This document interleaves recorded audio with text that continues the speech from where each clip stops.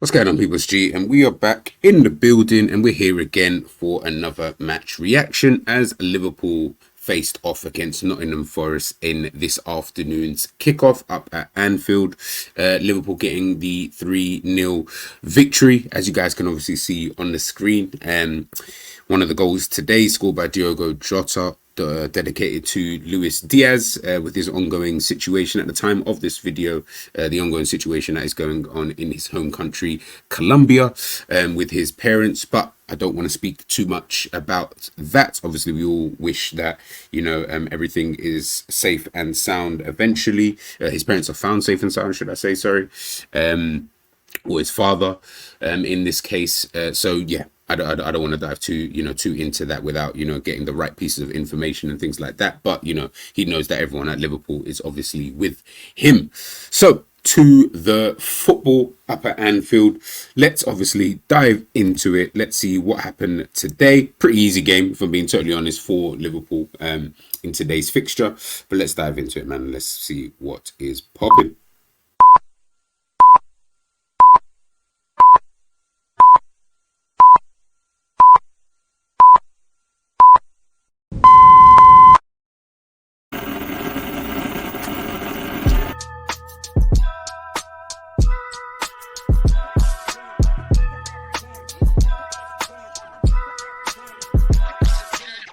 Through the lot, now you know I'm coming through. When the growth look good on you, best believe they wanna screw now. I've been trying to climb, devil threw me in the dark. Baby, don't be insecure, you can still go make a mark like blow. Could never let them drain my soul now. Blow. Table turning like doorknobs, wow. Blow. I think I'm about to set sail. I'm a walking, living legend, walking with my chest out. Life keeps dealing me cards, I keep feeling it. Yes, people, as I mentioned, we're here for the match reaction. Today should be a pretty simple one, if I'm being totally honest with you. Liverpool 3-0 winners against Nottingham Forest. Pretty boring game. Nothing really going on in the game in itself. It was a very, very, very, very easy victory for Liverpool. Dominant from the first minute to the 90th minute. I don't think even Nottingham Forest had a shot on goal today but we'll check out the stats, in a second. Just as a quick, brief overview, as I mentioned, yeah, Liverpool really dominant, literally from the first minute. We had the intensity. We were able to control possession, but we do that in most games, well, in all games, should I say? Sorry. Forest, obviously, you could see Forest had kind of a game plan in terms of, having five at the back there. And what they were trying to do was obviously hit Liverpool on that break because of our high line and things like that. They were trying to use Alanya for, over the top balls and, things like that, which, if they were able to, if Forest were just a little bit clever, they could have had a few more opportunities to do so. Whether they would have scored or not is obviously a different thing altogether. But they definitely could have had a few more opportunities, at Liverpool's defense and at Liverpool's goal. If I'm being honest, Alanya was making some really, really good runs, and he's very, very quick, very, very quick. So if he gets any type of space, could have been problematic. But ultimately, Liverpool were holding a good line in the game. So yeah, Forest didn't really get any opportunity to do any of that. I was quite surprised. I understood the game plan, so to speak. In terms of why the manager would have gone with that. Try to take Liverpool on the break. I get it. Liverpool's high line. If you can break that high line, look, you've got someone who's very, very pacey. But I would have thought that, Awonini would have started up top for them. Physical presence, got a bit of pace about him as well. Can finish, as he's shown, this season as well. So I would have thought maybe they would have tried to, play with him. And as the game kind of wore on, they did move into that kind of 4-3-3, formation when Awonini did obviously come on. And it seemed like they were actually more trying to, go for it, so to speak, get a few more bodies in and around the striker and a few more players in that midfield area, as opposed to playing with that five at the back and trying to keep things tight. I think once that kind of, I guess went out the window, so to speak, they probably just decided, what, at the end of the day, it was only 2-0, I think, when the manager made that change into that 4-3-3 for Forest. By that point, we were dominant in terms of the possession, in terms of play and stuff like that, but it wasn't really. It was always one of those 2-0 is a very, very tricky scoreline, as they say in football. Do you know what I mean? It's if an opposition scores, all of a sudden, and they were having not opportunities, but they were having chances in, I say chances, they were having the ball in dangerous areas, and if they were just utilizing it a lot better, then they would have had better results. But again, ultimately, they weren't really able, to do that. And yeah, overall, man, the game was so easy for Liverpool. It was actually kind of boring, watching the game after a while, because you're coming up against like a team who want to sit in low block. You're coming up against a team who not really trying to even really come out and stuff like that. They do lack the quality. Again, no disrespect to Nottingham Forest, but then it makes it kind of one of those type of games. And then this is where you expect your star players in your team to be able to do something to kind of make the game click, make the game tick, so to speak. And I think today, yeah, they've done that. Well, especially in midfield. One midfielder in Dominic Szoboszlai. I thought he was really, really good today. Yeah, I think overall, in terms of like the defenders and stuff like that, defenders were calm. I'd say they didn't really have much to do, to be honest with you. Attack, Mo Salah was really, really good. Diogo Jota pouncing again. That's just Jota. I don't think he had a great game, so to speak.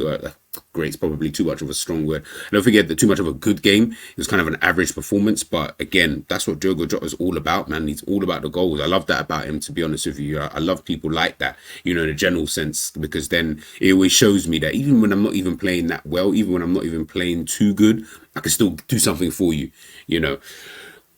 And Salah, being Salah, obviously getting himself a goal as well. There's actually a record about Salah. If I get this up for you, boom. Yep, that is 5 home games in a row at the opening 5 games of the season that Salah has scored in.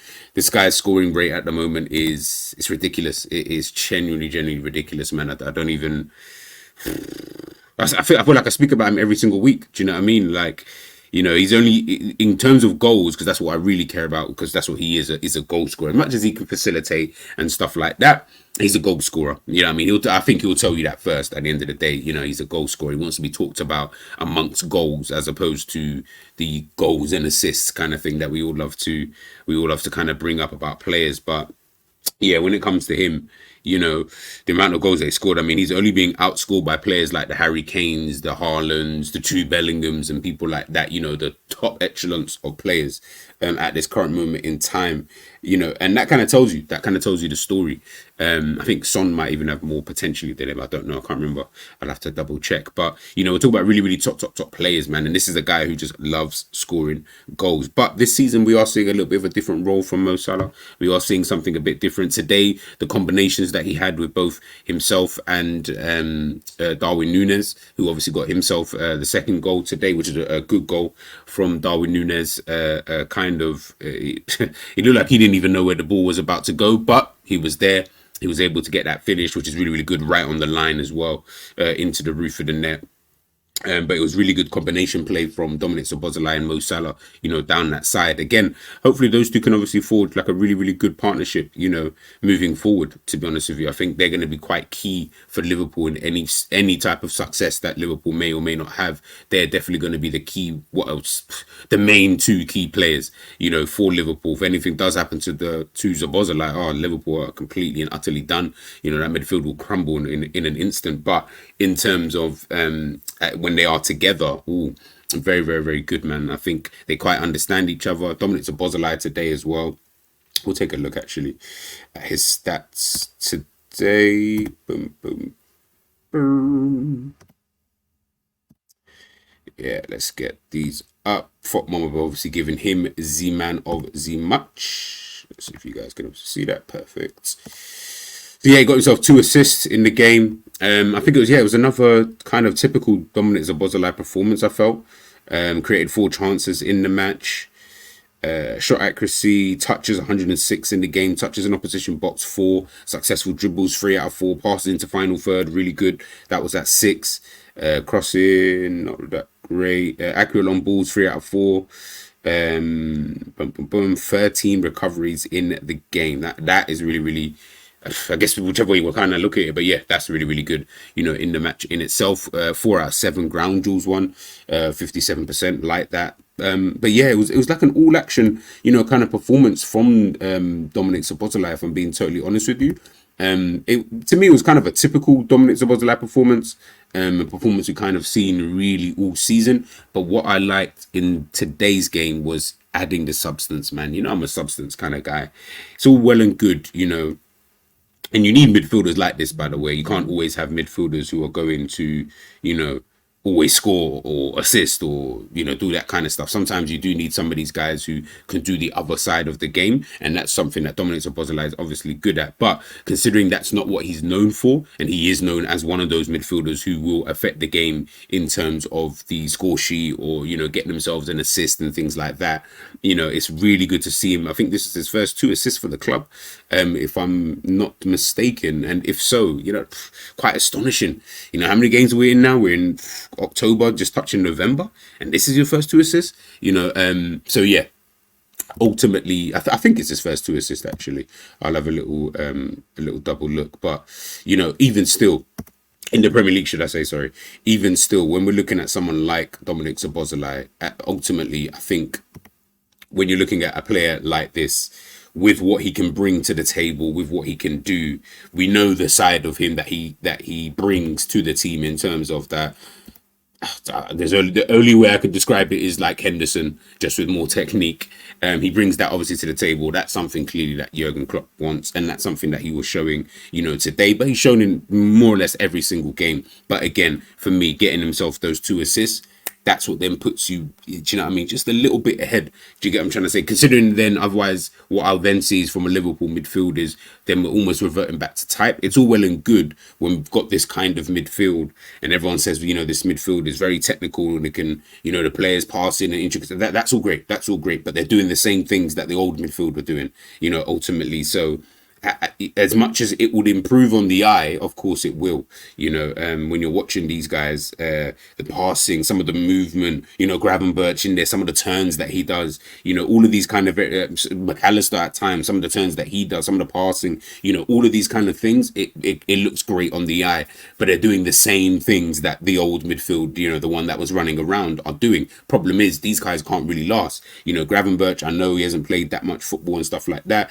but again, he always looks like he's really, really tired, you know, towards end of games. McAllister always looks like he's tired. So Szoboszlai is really kind of the anomaly within that he's able to kind of play through it. But, you know, it's very tough playing in that Liverpool midfield. So to be able to do these kind of jobs, these kind of roles for a long period of time, you know, is it going to damage them, you know, in the long term? That's always going to be my worry, you know, when I look at, you know, these kind of, you know, this kind of style of play and stuff like that, you know, it like I said, for now, the short term, and you know, every now and again, it's going to look great. Like I said, today especially, we saw the control of Liverpool, something that Jurgen Klopp, I'm going to throw up what he mentioned about it in a bit, but you know, all these kind of things, it does look great. But again, this is just more forward-thinking. This is just things to put in your mind to think about, you know, for another time. But obviously, we'll talk about that, as I mentioned before, another time.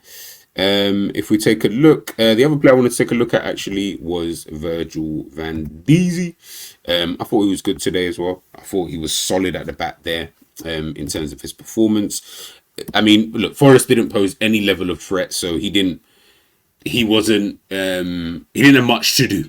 He really didn't have much to do, to be honest with you. He had a very, very easy game back there, if I'm being totally honest. But I just felt like, you know, the little things that he was doing, you know, within the game, again, was pretty decent.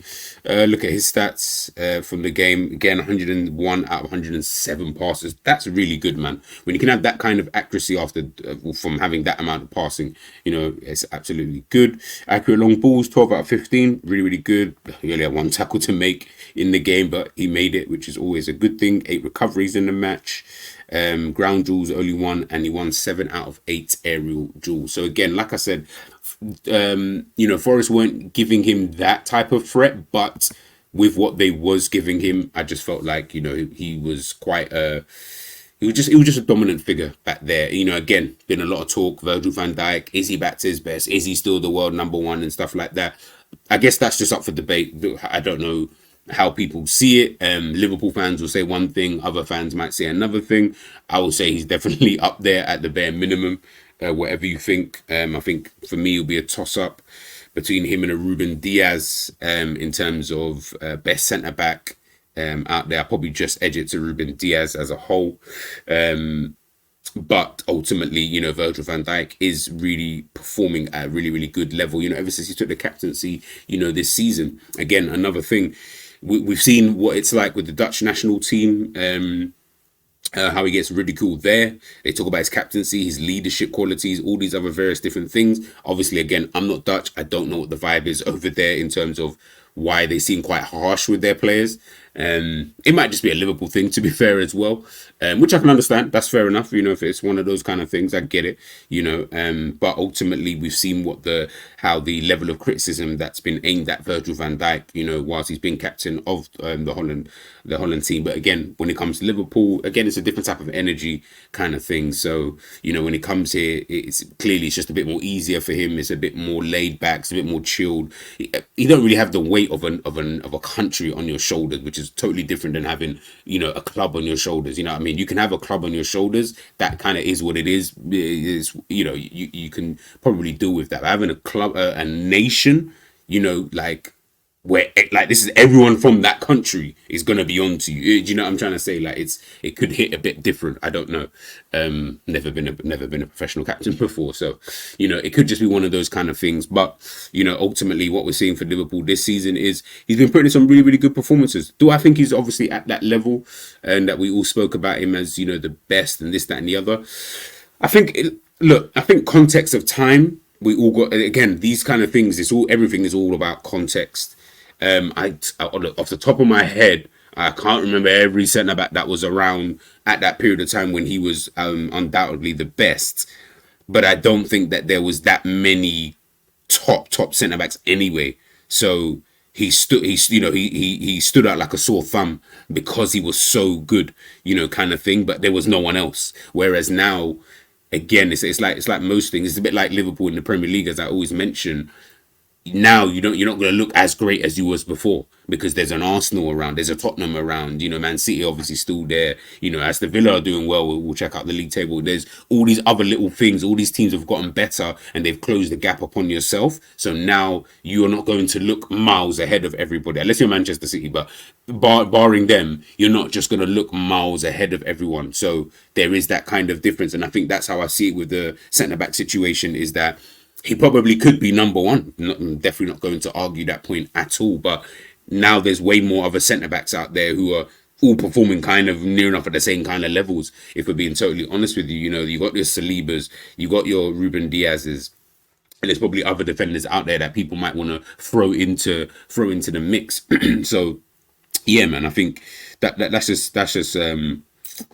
that's just one thing. But yeah, when it comes to Virgil van Dijk, you know, like I said, this game very, very dominant, and this season he has been more or less you know, kind of dominant, bar the game obviously got sent off in, and maybe a couple other games where I've just felt like his leadership just hasn't really been there. In the majority of games it has been there, and today, you know, it was definitely one of them. But yeah, I think, like I said, man, honestly, it was in my opinion, it was such a boring game. Like, it really wasn't anything to really write home about. We'll take a look here quickly. Liverpool's average position. I found this kind of interesting, actually, to be fair.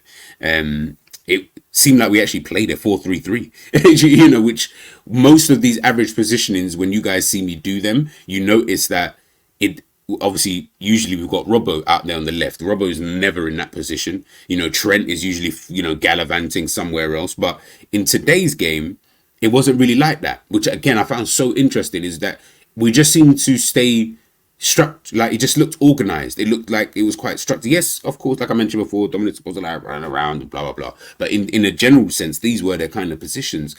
And that was one thing I liked about it, because I was like, okay, so this is what Liverpool look like when they're actually trying to be organised and structured. Okay, cool. They can do it. They can do it. Not just Robbo everywhere here and Trent deciding that he wants to play as a third striker or fourth striker. And, you know, you've got this striker who drops in, and then you've got szoboszlai just in wherever. And then it sometimes just looks so all over the gaff. Ended up with just two kind of centre-backs, which is funny, because we're playing against Nottingham Forest, and maybe because they were sitting so deep and, you know, a real low block, and it's hard to really break them down. Maybe that was just one of the reasons. But when you look at that, we're not leaving the two centre-backs isolated. And you'd think in a game like this would be the one time that you would do something like that. In every other game, you're doing that. In this game, you ain't doing that. Now, I don't know whether that's testament to Forest, whether that's just the makeup of how he wanted to play today. You've got McAllister actually sitting in that DM position. I thought he was okay today.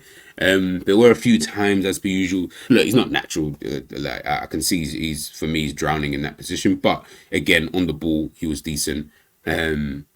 Yeah, in a general sense. Gravenberch, wasn't really that good today, in my personal opinion. He was okay in parts, but overall, you know, I think he's probably our worst midfielder who started today. But you know, listen, man, he's still still finding his own. And I always say this, as much I'll say yes, today Gravenberch was kind of dead, but in general, you need these kind of games. Have this run of games, man. Have a game. Look, we won 3-0 and you were kind of dead. That's calm. You can have these kind of games, man. You need to have these kind of games.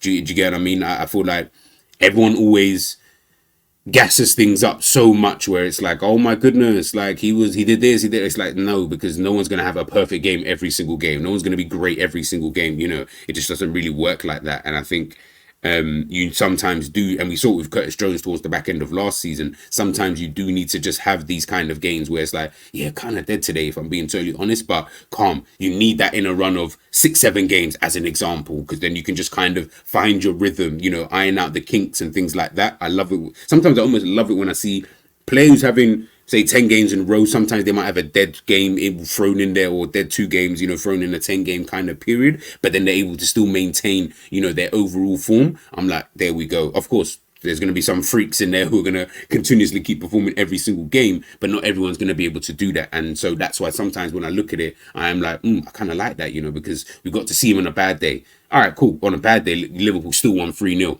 Cool. We move on to the next game against whoever that is. I can't remember, you know, who Liverpool are playing next. But yeah, like I said, maybe that was just the makeup. Klopp mentioned something after the game. Klopp, we have to get used to situations. It's not that we have that many situations this season where we have to control the game rather than chase it. That's obviously the next step for us. If you want to be really good, you will have situations where we have 1-0 or 2-0 leads, and you have to make sure they don't get anything out of the game. You can still create without taking the maximum risk. There's obviously room for improvement. The goals we scored, wonderful. The chances we created, really good. And yeah, and I think that's just kind of what I was basically just trying to say is, you know, sometimes maybe that was just because of how Nottingham Forest kind of were. Sometimes when you're in that much control, can you still show that kind of level of dominance where it's, I mean, look, again, Liverpool are that type of team. Their goals are going to be like counter-attacking goals and stuff like that. I'm sure a couple of the goals were kind of based off of that. So I guess that's just what it is, you know, so to speak. And hopefully over time we'll develop that kind of play good football with the players that we have, and you know, we can play a bit more conducive and all that kind of stuff. Again, that'll probably come, you know, in time. For the time being, this is just the Liverpool way, and this is just Liverpool's kind of style. But I think over time, hopefully what you will start seeing from Liverpool is the level of dominance is so much so that we're still creating chances, you know, late on in games. We're still doing this, we're still doing that, and you know, we can cut out the risk taking and stuff like that, where we're giving away silly chances and, you know, all these kind of various different things. I think those are kind of things that, you know, over time, hopefully we'll, you know, inevitably get better. But, you know, we shall wait and we shall see. If I just show you guys, let's see the league table. Manchester City have finished playing against Manchester United. That was anybody wants to watch a footballing lesson, watch that game. You know, Man United are embarrassing themselves at this current moment in time. But yeah, this is the league table that we've got here. So after 10 games, Tottenham top. Arsenal second, Manchester City and Liverpool in third and fourth. Liverpool 3 points off the top. Aston Villa doing fantastically well. Only 1 point behind Liverpool. They probably ruined the fact that we beat them 3-0 at Anfield, because they could have done with that. Or even if they just got themselves a draw, you know, that it would look a lot different. But yes, they are there. Newcastle, Brighton. To be honest, this top 7, bar maybe Manchester United, because I did think that they would do, bar maybe Manchester United, who are only just down there in 8th. That was kind of the top 7 I think I had.